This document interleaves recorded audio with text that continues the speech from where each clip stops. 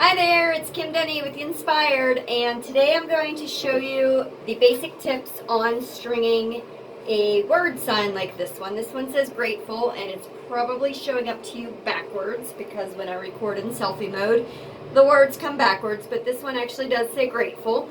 And super easy, but it does take a little bit of time and attention, especially on a word like this.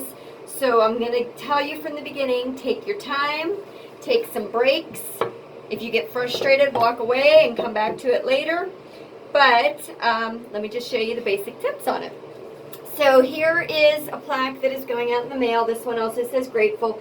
I just took some burgundy string and I outlined the words so that the person who's receiving it in the mail will be able to see where the letters actually fall. The best tip to remember as you're doing any word like this is in any of the letters like this E or the F or the L here where there's a little space where the loop of the letter is, so you want to leave those spaces empty. So as you're stringing, just kind of be aware, there's one here at the bottom of the G, be aware of any of those holes in the letters that you want to keep open. Okay, so to get started, I grabbed some white string just so it would be a little bit easier for you to see on the video against the brown background. All I did was tie on to any nail, and you can pick any nail, it doesn't matter where you start. I already tied it once, and then you'll tie it a second time, super easy. Just tie around the nail so it makes a knot, and it holds on for you. A great tip is to always leave your tails really long. It makes it easier to tie, and you can just leave those hang until your project is completed, and then when you're all done, just go around, put a little drop of glue on each of the knots, let that dry, and then trim them off as close as you can when you're done. Okay, so to string any word, what you're going to do is you're going to follow the outline of the word, and you can see that I have it outlined for this one going out in the mail, so I'll just continue to follow that outline, and you'll go around the whole word so that it's all outlined. And the reason why I outline on each layer is because it'll build up a nice wall, if you can see that, so that when you see the project from the side, it gives it a nice little bit of depth to it. So if you can see those, how it's kind of thick around the edge there, that's from the outlining. Okay, so let's pretend we have the whole word outlined in white here, and that I already went around it all. And then all you're going to do is take your string and pretend like you're scribbling inside the lines. So you'll just go in any direction and kind of loop around the nails.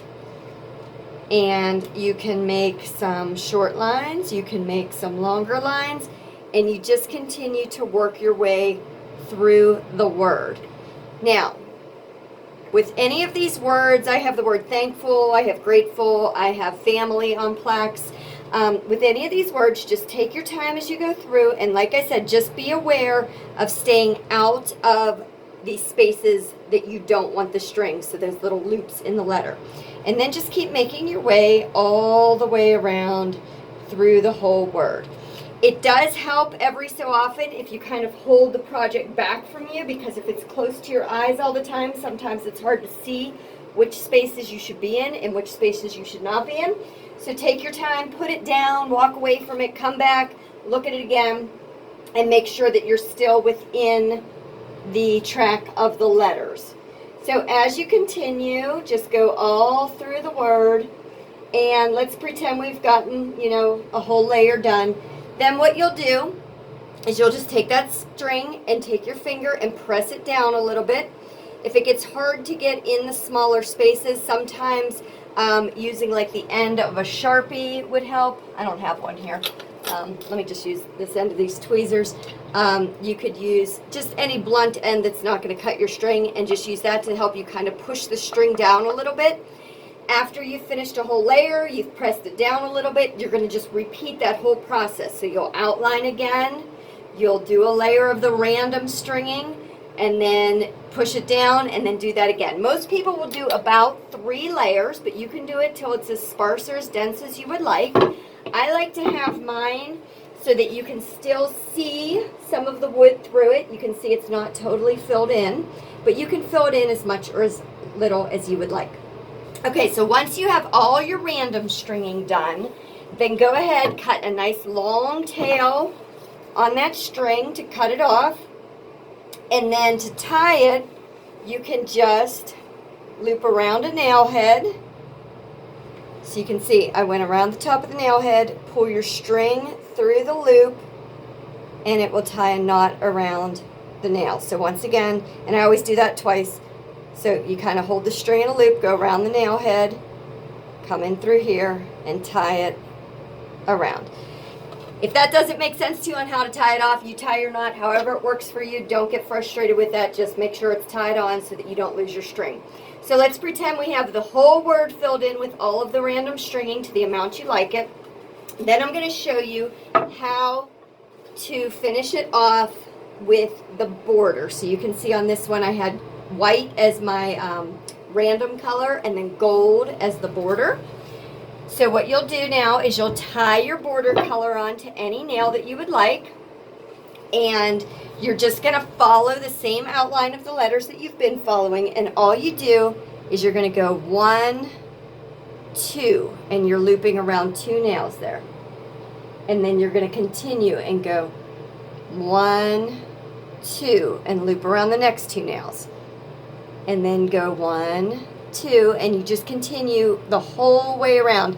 It just gives a nice outlined definition to it. So let's pretend that this is nail A and this is nail B. So you loop around A and B twice, then you loop around B and C twice, then you loop around C and D twice, and you just keep going around the whole outer edge of your project. So that's all it takes to create your string art word. If you have any questions or you need a little bit more advice, feel free to message me through my Facebook page, which you can find as Inspired, and I'll put that in the comments of this video or the description of this video. If you need any other string art kits or completed projects or gifts or anything, feel free to contact me. I hope you enjoy your project. Remember, take your time. Breathe. It's supposed to be a nice relaxing experience, so if you get a little frustrated, set it down, walk away, and come back to it later. Feel free to send me a picture of your project when it's all done on the Facebook page. I'd love to see it. Have so much fun. Bye!